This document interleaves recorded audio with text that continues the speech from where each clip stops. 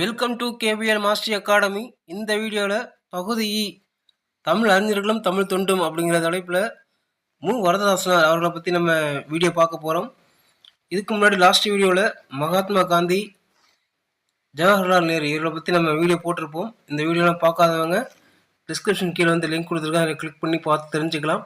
அப்படி இல்லைனா இந்த வீடியோ வந்து ஸ்க்ரீனில் ப்ளேலிஸ்ட்டில் வந்து தொகுத்து கொடுத்துருப்பேன். ஸோ எல்லா வீடியோஸும் நீங்கள் பார்த்து கிளிக் பண்ணி தெரிஞ்சுக்கலாம். சரி, ஓகே. இப்போ இந்த வீடியோவில் வரதராசன் அவர்களை பற்றி நம்ம என்ன பார்க்க போகிறோம்னா, 2012 2025 வரைக்கும் டிஎன்பிசி எக்ஸாமில் இது வரைக்கும் ரிப்பீட்டட் அடிக்கடி கேட்கப்பட்ட கொஸ்டினை மட்டுமே தேர்ந்தெடுத்து தொகுத்து இதில் போட்டிருப்போம். அதை பற்றி நம்ம தெளிவாக பார்த்துடலாம். ஸ்கிப் பண்ணாமல் பாருங்கள், உங்களுக்கு வந்து இந்த வீடியோஸ் யூஸ்ஃபுல்லாக இருக்கும். சரிங்களா? சரி, ஓகே. ஃபஸ்ட்டு கொஸ்டின், தமிழ் ஆட்சி மொழியாகவும் கல்வி மொழியாகவும் இருக்க வேண்டும் என விரும்பி யாருக்கு கடிதம் எழுதினார்? தம்பிக்கு. அடுத்தது செகண்ட் கொஸ்டின், தொண்டுக்கு முந்து தலைமைக்கு பிந்து என்பது உன் நெறியாக இருக்கட்டும். இக்கடித வரிகள் யாருடையது? மூவா அப்படிங்கிறது வரதராசன் அவர்கள். இதில் வந்து பார்த்தீங்கன்னா, நான் எப்போதுமே சொல்லியிருக்கேன், நம்ம ஒரு டாபிக் பற்றி பார்க்கும்போது ஆன்சர் வந்து ஞாபகம் வச்சுக்கூடாது, கொஸ்டின்ஸ் எப்படி கேட்டிருக்காங்க அப்படிங்கிறத நீங்கள் ஞாபகம் வச்சுக்கணும். ஏன்னா இது இப்போ மூவா பற்றி பார்க்குறோன்னா அவரை பற்றி தான் ஆன்சர் வரும். அப்போ நீங்கள் நல்லா தெரிஞ்சிக்க வேண்டியது கொஸ்டின் தான். சரிங்களா? சரி, ஓகே. தொண்டுக்கு முந்து தலைமைக்கு பிந்து என்பது உன் நெறியாக இருக்கட்டும். இக்கடித வரிகள் யாருடையது? மூவா. அடுத்தது தேர்டு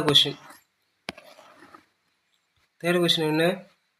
தலைமை உன்னை தேடி கொண்டு வந்தால் வரட்டும், அதை நீ தேடிக்கொண்டு போய் அலையாதே என்று அறிவுறுத்தும் அறிஞர் யார்? வரதராசனார்.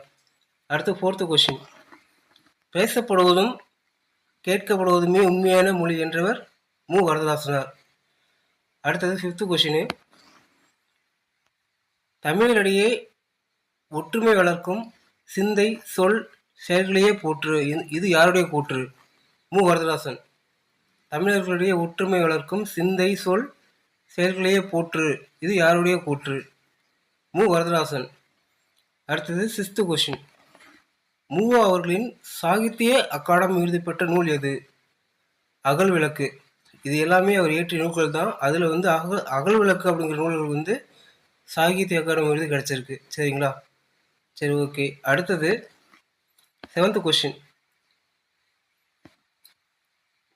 உன் மானத்தை விட நாட்டின் மானம் பெரியது என்று உணர். உன் உயர்வை விட நாட்டின் உயர்வு இன்றியமையாது என்று உணர். உன் நலத்தை விட நாட்டின் நலம் சிறந்தது என்று உணர். நெருக்கடி நேரும்போது உன் நலம், உயர்வு, மானம் ஆகியவற்றை நாட்டுக்காக விட்டுக்கொடு. இக்கூற்று யாருடைய பகுதி? அது யாருடைய கடித பகுதி? வரதராசனார். இது வந்து கடிதத்தில் எழுதியிருப்பார். இந்த சென்டென்ஸ் வந்து டிஎன்பிசியில் 2 முறை கேட்டிருக்காங்க. இது வந்து நீங்கள் மிஸ் பண்ணால் பார்த்துக்கோங்க. இந்த சென்டென்ஸ் நீங்கள் படிக்கும் போதே உங்களுக்கு ஈஸியாக இருக்கும். ஓகே. அடுத்தது கொஸ்டின் எல்லாமே முடிஞ்சு. அடுத்தது பொறுத்துகளை வந்து வரதராசன் அவர்கள் எழுதிய நூல்கள் வந்து கொஸ்டினாகவும் கேட்டிருப்பாங்க, பொறுத்துகளும் கேட்டிருப்பாங்க. அது என்னென்ன அப்படிங்கிறத இதில் பார்த்துடலாம். நீங்கள் மற்ற நூல்கள் படித்தாலும் இதெல்லாம் ரொம்ப முக்கியமான நூல்கள். இதை வந்து பார்த்து படித்து தெரிஞ்சுக்கோங்க. வரதராசன் அவர்கள் எழுதிய நூல்கள்: பெற்ற மனம், குரட்டை ஒளி, அகல் விளக்கு, வாடாமலர், கல்லோ காவியமோ, கயமை, கரித்துண்டு. இதில் அந்த அகல் விளக்கு அப்படிங்கிற நூலுக்கு மட்டும் இவருக்கு வந்து சாகித்ய அகாடமி விருது கிடச்சிருக்கும். இது நம்ம கொஸ்டினில் பார்த்துருப்போம். சரிங்களா? ஸோ இவ்வளோ தான் வரதராசனார் அவளை பற்றி நான் வீடியோ வந்து முடிஞ்சு. அடுத்த வீடியோவில் நம்ம யாரை பற்றி பார்க்க போகிறோம் அப்படின்னா, பேரறிஞர் அண்ணா அவளை பற்றி நம்ம வீடியோ கண்டிப்பாக பார்த்துடலாம். இந்த வீடியோ உங்களுக்கு பிடிச்சிருந்ததுன்னா லைக் பண்ணுங்கள், ஷேர் பண்ணுங்கள், மறக்காமல் சப்ஸ்கிரைப் பண்ணி வச்சுக்கோங்க. நன்றி.